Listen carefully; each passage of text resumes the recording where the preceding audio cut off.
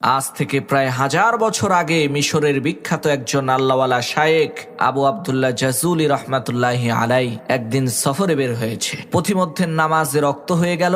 এখন ওযু করার জন্য তো পানির প্রয়োজন। পানি যদি না পাওয়া যায় তাহলে তায়াম্মুম করার বিধান আছে, কিন্তু প্রথমে পানি তো খুঁজতে হবে। তো আবু আব্দুল্লাহ জাজুলি রহমাতুল্লাহি আলাই তিনি পানি খুঁজতে আরম্ভ করলেন।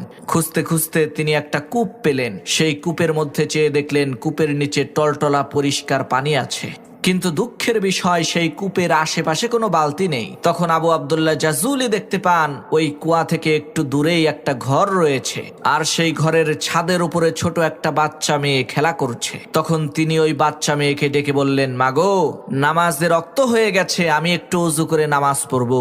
এই কুয়ার আশেপাশে কোনো বালতি দেখতে পাচ্ছি না, তোমাদের ঘরে কি কোনো বালতি আছে নাকি? আমাকে একটু দাও, আমি কুয়া থেকে পানি উঠিয়ে ওযু করব। তখন সেই মেয়ে জিজ্ঞেস করলো, মানে